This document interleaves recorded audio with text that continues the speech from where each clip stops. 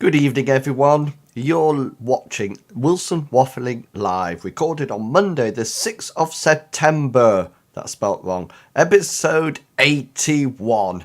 Why don't we just run the titles?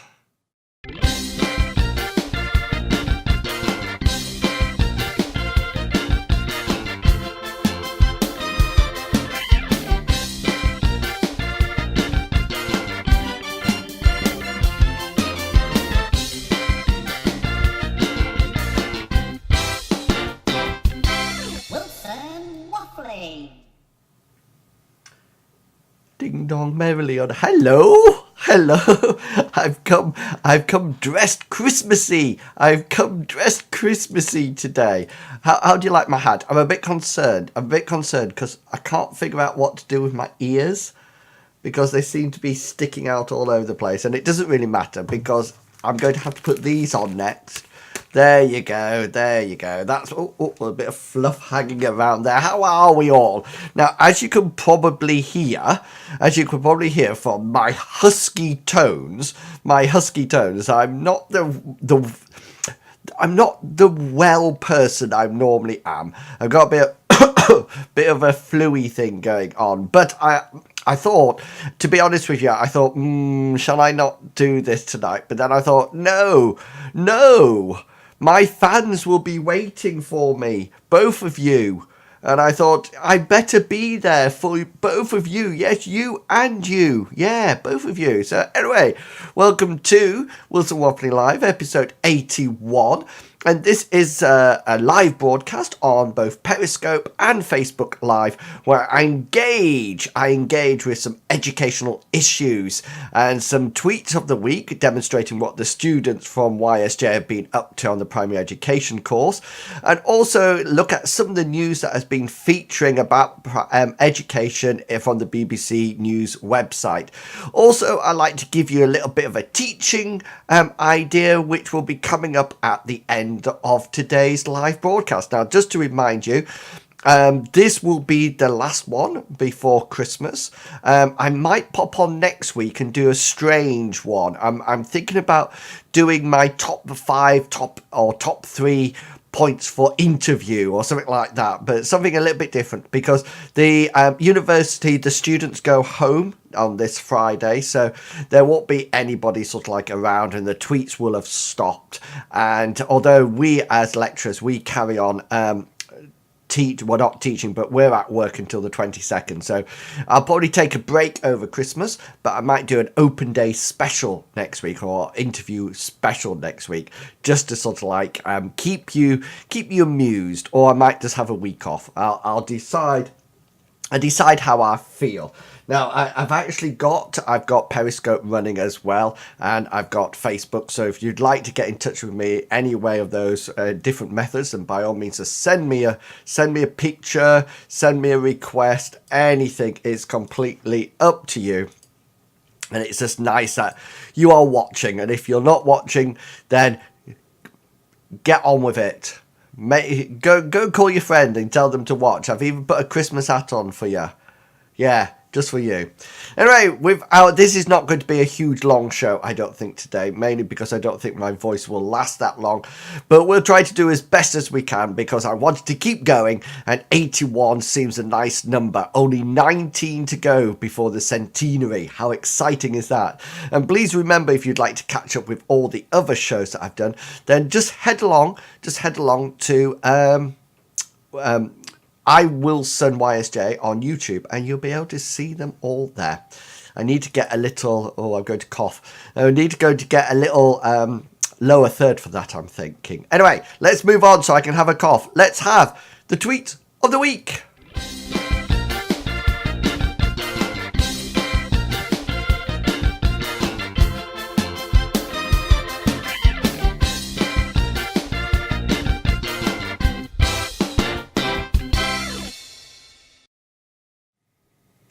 Oh, I didn't think I was going to come back there. I've had a cough. I feel a bit better. So this is when we look at some of the activities, from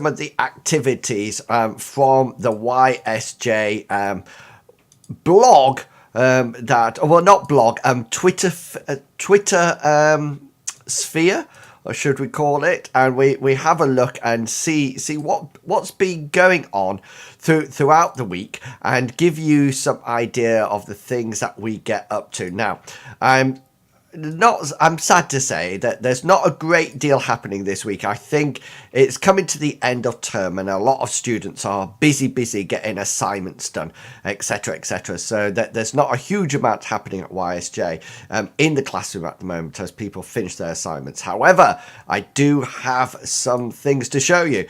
So to start off with, this last week, the second years headed off into school. They went off into school to actually work in school with the children on some assessment task. And this is when they create a mathematical assessment task for children that they've never met.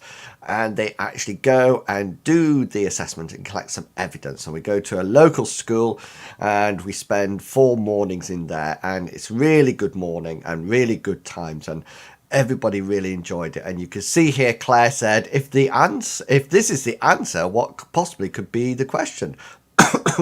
So you can see that she's made some really good cards here for 2D shapes and also 2D representations of 3D shapes. And it wasn't all cards as well. Here's Molly. Mondays nights are made for watching I'm a Celebrity and making maths activities.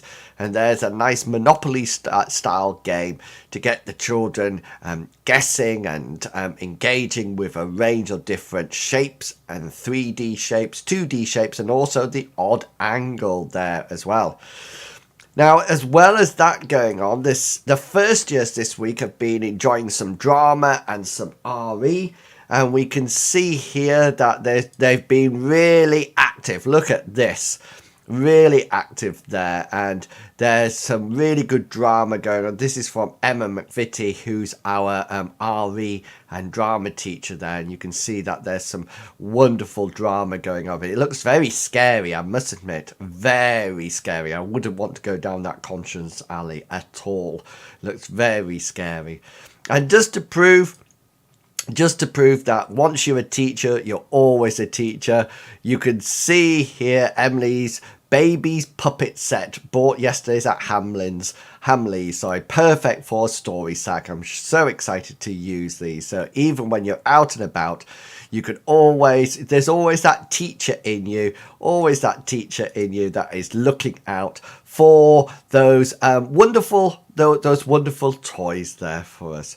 And that, I know it's quite short, but that has been this week's Tweet of the Week.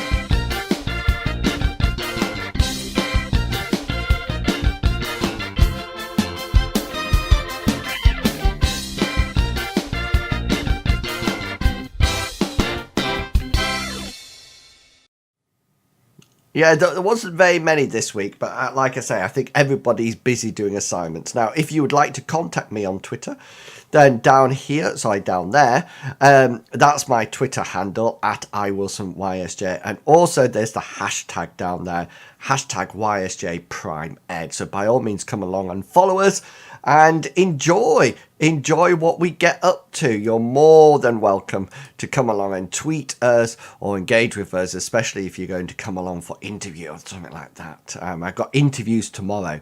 So if you are watching this and you're coming to interview tomorrow, then by all means say hello to me. I won't be wearing this hat tomorrow. You'll be pleased to know. So let's move on. And as always, I have to do some alterations here. Let me just move some things around, as you know, because we're going to have the second part of the show, or the middle part of the show, which is when we engage with some news items to do with education. And this is called the Website Roundup.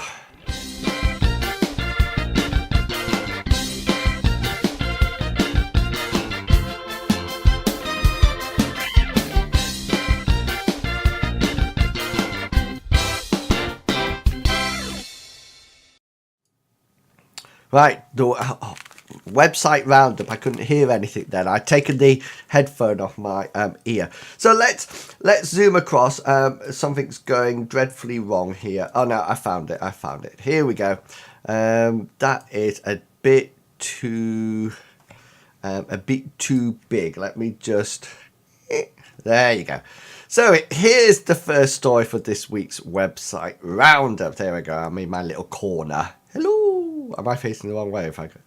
There's the web page over there, so you can see it. Yeah. So first story up today, it's interesting because it's actually the nativity season, isn't it?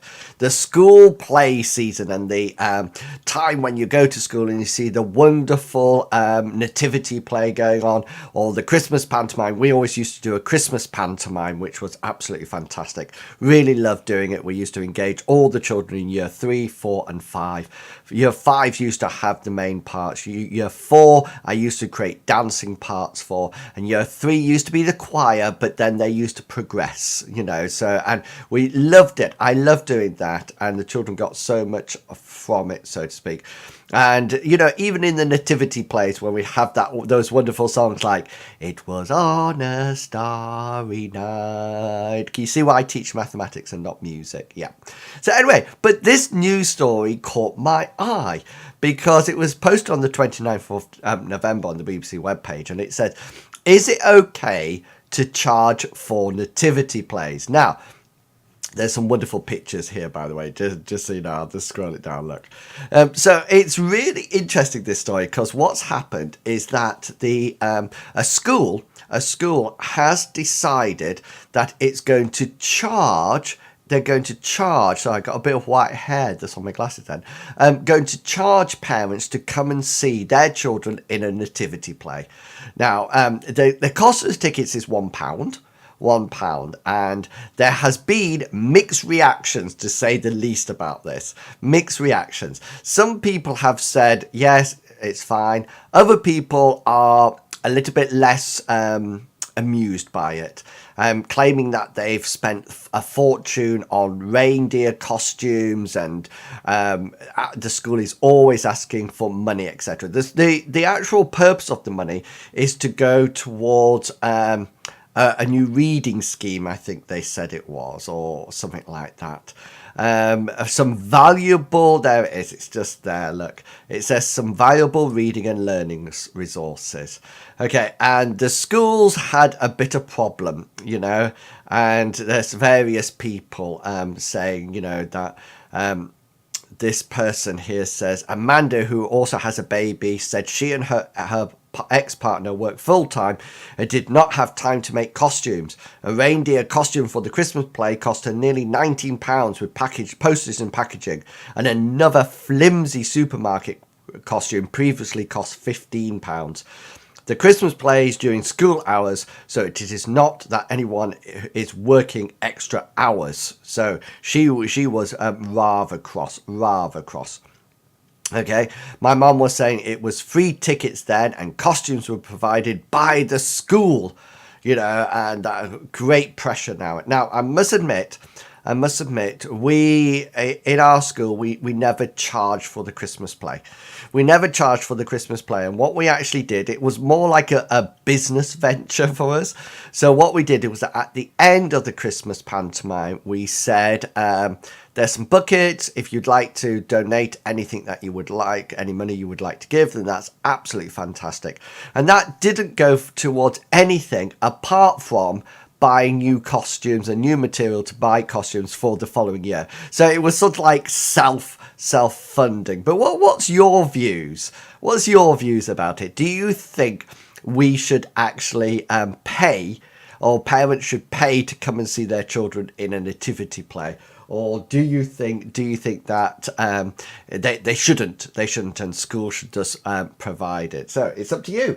If you've got any answers to it, then by all means send them to me on the Facebook page or on Periscope at the moment. Or even if you're watching this recorded on YouTube, then let me know there. Now then, the next story today was quite worrying. well, was quite worrying for me because the story said that thousands of children missing from education. And basically, this story was saying that there are thousands of children who should be in school and nobody actually knows where they are. Now, when I say thousands, okay, then it actually says here more than 30,000 children were missing from schools in England and Wales for substantial periods of time in 2014 to 2015. 30,000! That's a huge amount. Of these, almost 4,000 children could not be traced by authorities. 4,000. Now, the National Children's Bureau said some may be at serious risk of abuse and exploitation, including forced marriages. Now, 4,000, that's a huge amount of kids, And the Department of Education said it had issued new guidance to schools. They always do new guidance. Ofsted has previously raised concern that some missing children could be hidden away in unregistered and illegal schools. So a real problem here. Where are these children? Where are these children? I really do think that there needs to be some way that we can actually trace these children and find out where they are and what they're actually doing, because I think that's a huge amount of children to be missing, and I do worry about their safety.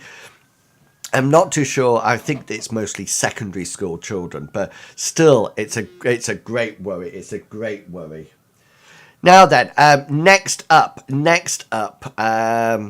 Free school meals plan will help more pupils, heads say. Now, this is a really interesting story, because what it's saying, I don't know if you're aware of this. Let me just move down here.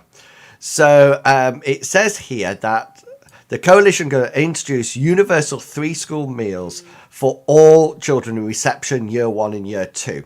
And this, since they've got it free, as children are moving up the school and they no longer get it free, then they're not applying for it. And the National Association of Head Teachers want it to be add a clause on auto registration to a bill being debated on today, actually, saying that these children should be guaranteed free school meals and that it automatically registers them. And there's a huge amount of children who can actually have school meals, and it's really important that they have these in order to make sure, you know, that they are well fed and they progress through the school and well fed for the afternoon of education, etc. Now, I was a free school meals person when I was growing up because we weren't the rich people around. And I must admit, primary school was fine. Secondary school, I wasn't too keen on having free school meals. I used to have to go and get a little ticket and then to pay for my food, and all my other friends were heading off to the fish and chip shop down the road, and I had free school meals. But you know, it kept me alive, it kept me going. And I think in primary school, that looks a nice dinner, by the way. Looks a very nice day. In primary school, it's really important that all children get these free school meals. So hopefully it will be accepted as an auto bill, an auto registration, and therefore it will be there for everybody to actually use. Make sure you get what you're entitled for. Now then, I've got 2 more stories for you, and this one is from Sir Michael Wilshaw, who's, of course, the Chief Education of Schools, and he started on Radio 4, the Radio 4 Today programme on the 1st of December, saying that people of Manchester and Liverpool and the north of England are not being treated fairly. Their children have less of a chance of education success than children south of the Wash. So we are moving back into this north-south divide again. North-south divide. Now, he actually says that it was an interview here on Radio 4. And he said that children have less of a chance of educational success than children south of the Wash. And it says here, delivering the report, he said the gap between the North and Midlands and the South was widening and now stood at 12% 12 percentage points. So in the North and Midlands, 72% of secondary schools were rated good and outstanding compared to 84 in the South.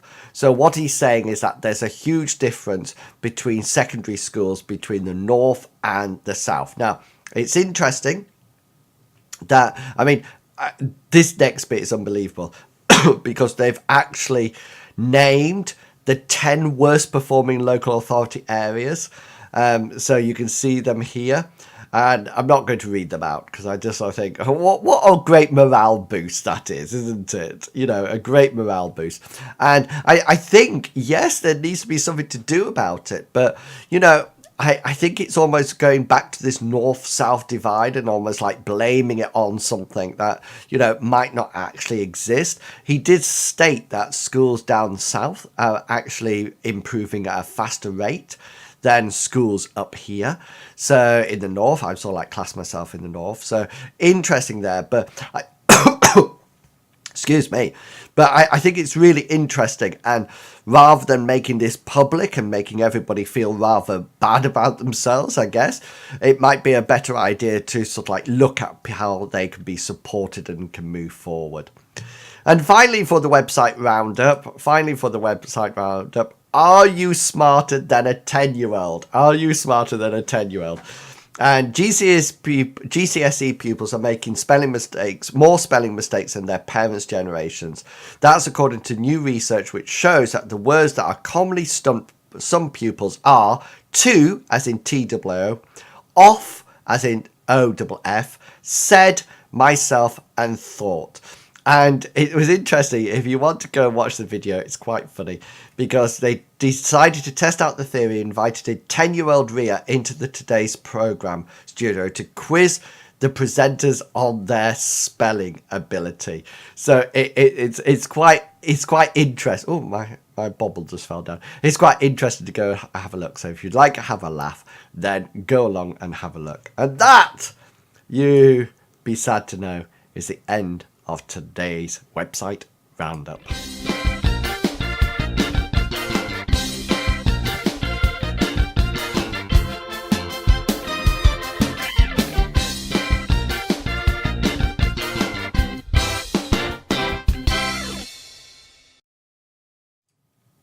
Oh, zooming in there, zooming in. So, yeah, I did say that it would be a shorter show today.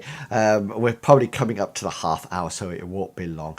So I just wanted to leave you today. With a bit of a soda, a start of day activity when I can give you something to do with the kids tomorrow in school, or some ideas that you can use as sort of like a thinking activity, And this week, if you were listening to my radio show on last night, I talked about the space probe that will be shortly leaving Saturn, and it's going to actually crash land on the moon, on the surface, through the atmosphere probably, after taking some death-defying routes through Saturn's rings, etc.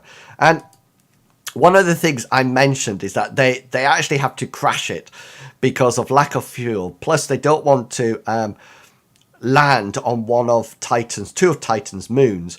Saturn's moon, one of them called Titan. I forget what the other one's called, but Titan, because they think it might contain life and they don't want to contaminate it.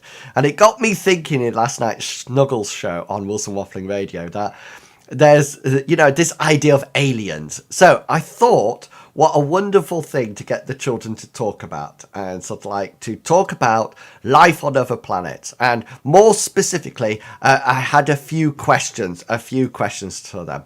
So first things first, I would be saying, what might aliens look like? And maybe moving away from the this idea of sort of like green aliens. It might be something a lot more different, or they might actually be the same as us. I don't actually know, but getting that idea. And also, how do you think they would communicate? How would they communicate, between each other? Would it be via telepathy or signing or speech, or what would their language be like? And then finally, how do they differ from us but perhaps more importantly, what would be the same between us? What would actually be the same? What would we have in common? And that would hopefully give them something to do to busy their fingers early in the morning when they first arrive. So guys, that's the end of today's Wilson Waffling Live, episode 81. Please remember that you can follow me on Twitter by going along to @iWilsonYSJ, okay? Or you can follow the hashtag, which is down there, which is hashtag YSJ Prime Ed. Remember that this show will be uploaded to YouTube, and you can watch all the past 81 episodes there if you've got time and a lot amount of time on your hands, and go back and see how the show has evolved. And also, please remember that you can always head over to Wilson Waffling Radio and just search for it on Google, and currently it's playing Christmas music 24/7, so you can go along there and just listen to Christmas music all the time, and I would be very pleased to have your company there. So guys, as always, it only remains for me to say one thing, and because no, I'll see you next week, don't worry, we'll see you next week, so no need to wish you happy Christmas yet. So it only remains for me to say one thing: have fun, guys, and I'll catch you all later, and until then, consider yourself well and truly waffled. Have fun, guys. Bye.